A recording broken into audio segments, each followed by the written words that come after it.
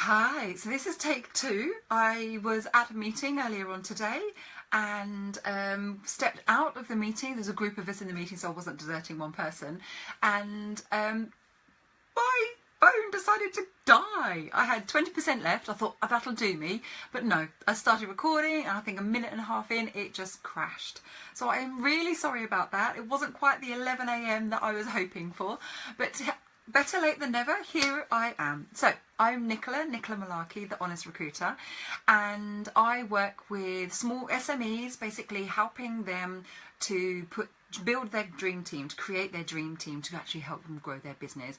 I also work with recruitment businesses, actually helping them to grow and build their business as well. So in different ways.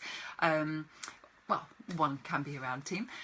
So what I want to cover with you today is communication strategy. One of the best things to do when you're looking at going out to hire is actually looking at your strategy. What is it? How do you want your business to come across?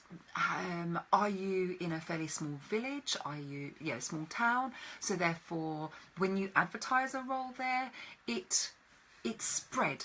Yeah, so everybody will know about it, or it'll spread quite quickly. The feedback that people will get, if they don't get feedback, that sort of thing. So the reasons why we put a communication strategy in place is basically to protect your reputation. So your business's reputation, how you are seen within the community. If somebody spends time coming to be interviewed with you, think about it. Somebody is looking to spend a large portion of their life with you in your business to help you grow your business. That's actually quite significant, because it's probably more of their waking time they'll be with your business if you are employing them full time. Okay, so they are putting themselves out, they're sending their CV over to you, they've maybe had a conversation with you over the phone, they may even have met with you face to face. Yeah, so actually making sure that you've got a communication strategy in place ensures that even the people that you don't progress with are given feedback. Then it will be really, really powerful to ensure that your reputation is kept intact. Okay, so say everybody that applies for the role. Okay, so when and where and how can you get back to people? So if somebody just sends their CV in speculatively, or they seen an advert and they're applying for an advert, so one of the best things to do is actually set up an autoresponder. So can you have a separate inbox where the CVs get sent to, maybe jobs at your company name or something like that. I know with Microsoft 365 it doesn't cost a lot to get an inbox on a monthly basis. So it might be worth looking at something. And then you can actually have an auto email set up. So every applicant that applies gets an email letting them know you've been inundated with applications, you will get back to them, thank you for their application, these are the time frames. So they should hear from you by this time if they are successful. Yeah, so if you think they're worth being shortlisted for this role, you will come back to them. So it is really nice to get back to everybody to let them know, yes, you've received their details and what the next step will be for them. If you do shortlist people, so when you do shortlist people, you'll probably have a telephone conversation with them. So having the conversation with them, you've engaged them a little bit more within your business. So just sending them an auto email to decline them is not going to be the best thing. So either send them a personalised email. Personally, I like to pick up the phone and let them know. Sometimes you can actually let them know when you're talking to them on the phone. You'll get a feel whether they'll fit into your team, whether they have the skills or not.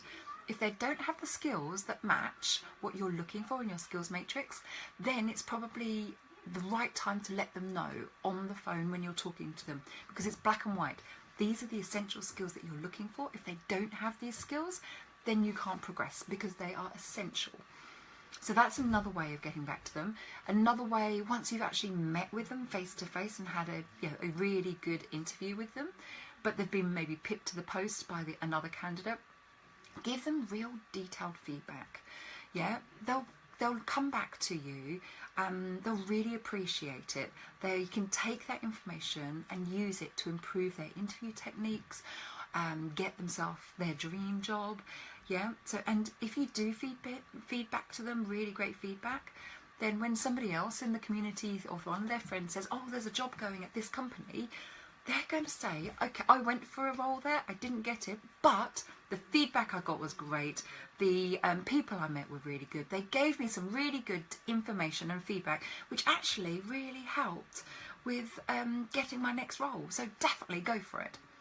Or the person that you interviewed might not have been right for that role, but you actually had a really good relationship, really good rapport. You felt they were right for your business, but not for what you were hiring right then.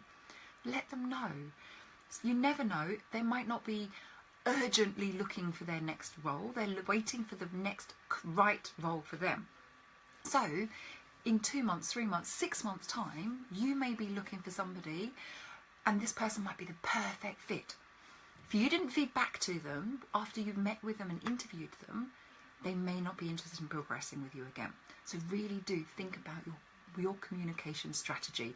What, when, how are you going to feed back to the people that you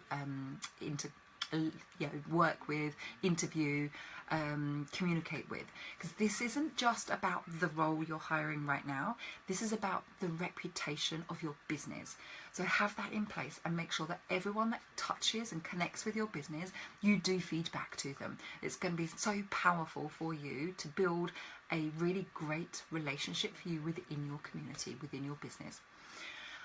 I hope that was helpful. I hope you can take those tips and use them and do something with them immediately in your business. I am really excited to be sharing that my e-guide, 3 Essentials to Hire Your Dream Team, is going to be out there Monday, if not before. I'm saying Monday, it will be there. I'm really excited about it. If you want a copy of it, in there I share with you the 3 tips that you, again, must have in place before you start hiring somebody. Yeah, they will really, really help you to make sure that the people that you get on your team are the right people for you and your business, and will help you to drive your business forward. So if you do want that, put a message below this video or drop me a PM and I'll make sure that you get a copy of that when it's out there. If you've got any questions, again, just let me know, drop me a message, and I will do my best to either answer it in a Facebook Live for you or to come back to you personally. It's been really great speaking to you this week. Have a great week. I'll speak to you next week. Bye bye.